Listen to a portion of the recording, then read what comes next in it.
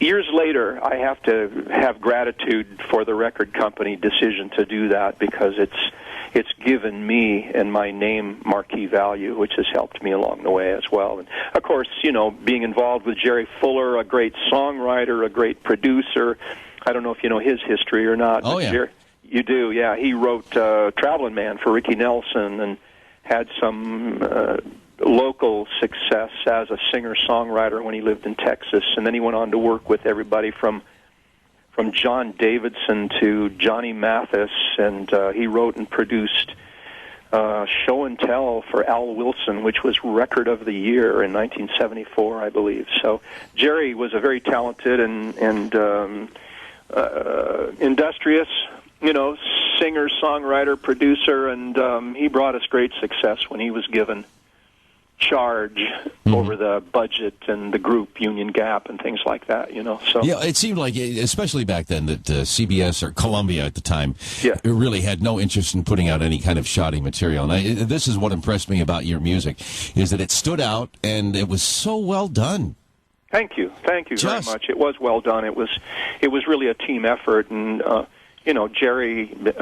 He was looking for a singer, and when I had walked into his office with my portfolio, it was the right place at the right time kind of thing, and the whole idea about having success is being prepared when success presents itself, the possibilities thereof. And I had this portfolio that had pictures of this new group Union Gap with our Union Soldier outfits and songs that were written, and a demo that had me singing on one of the songs, and he liked my voice, and he liked the idea of the band, and he was available to come and explore the idea, so he came down to San Diego, heard the band, and heard me sing, and honestly, I think that he might have said, you don't really need the Union Gap, let's just do this on your own. Wow. But I didn't do that. I kept the group, and we had great and fun success, and so it was nice. A good string of records, and when I hear them on the air today, I think, gee,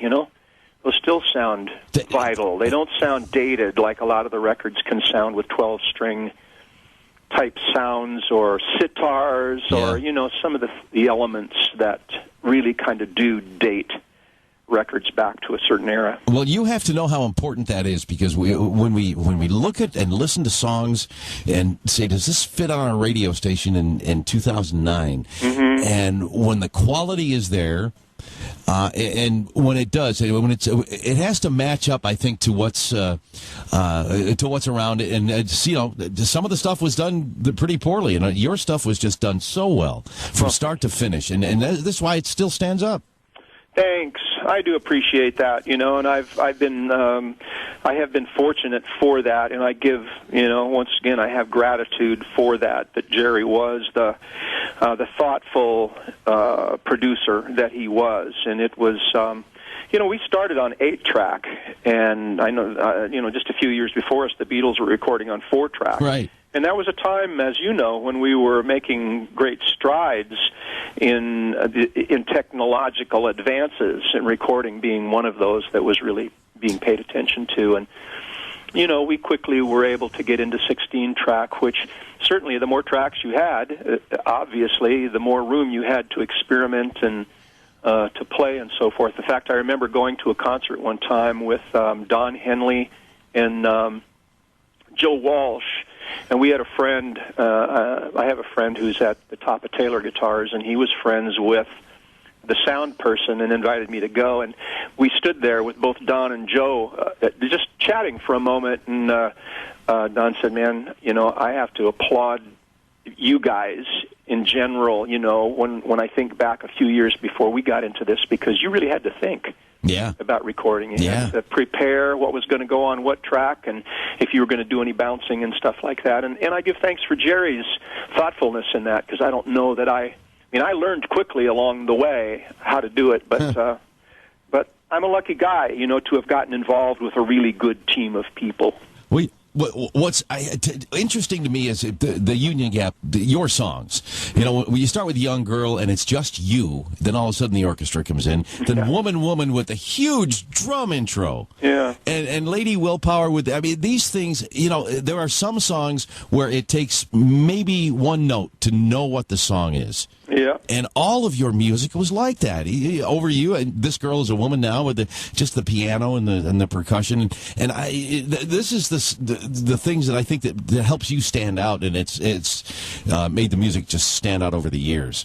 Well, thank you very much for that. You know, you remember how there was kind of a formula. In fact, we used to joke sometimes that AM radio was a string of commercials with a little music in between. Yeah, yeah. But they used to plan to have a certain, 10, 11, 12-second intro so that the DJ had time to, shout about the band and keep the energy up, and the songs were 2.5 to 3 minute songs so that they weren't too long, and that's where FM radio started to get its momentum, because they could play extended cuts and things like that. Right. So it's some good thoughts and good memories to go back to. The album version of Young Girl, you talk about lengths of songs. They didn't edit for the 45, but in the album version, there's that stretch at the end where it sounds like your voice. Maybe there was a reason they did the edit in the first place, and when they redid it, nobody paid attention, which I hate to say has happened sometimes. But there's a little place there where your voice cracks, and that in itself it adds to the personality of, wait a minute, this guy's really a human being. Because it does. I know what you mean. When you listen to it, and I think that oftentimes records were faded out for reasons that it was easier than actually writing an ending and stuff like that. And it allowed, once again, for disc jockeys to come back on while the song was fading out and things like that. And on a lot of the CDs, you'll see where they've extended some of the songs, with an extra chorus and so forth. And I go, I don't even recognize that. It's like, where did that come from? But I think that the ending of that song, it adds to really the emotion of it. I mean, when you really have to look at the subject matter of a lot of these songs. And here's a guy who is absolutely pleading to the point of almost desperation, wanting to know if this woman's going to go out and fool around on him. And it added so much to it. And that's really what I liked about it. Well, thanks.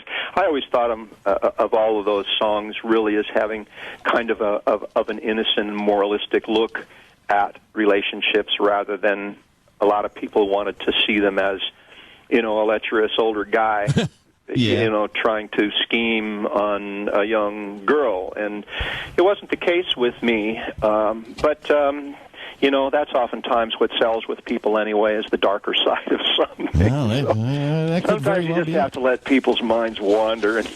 Yes.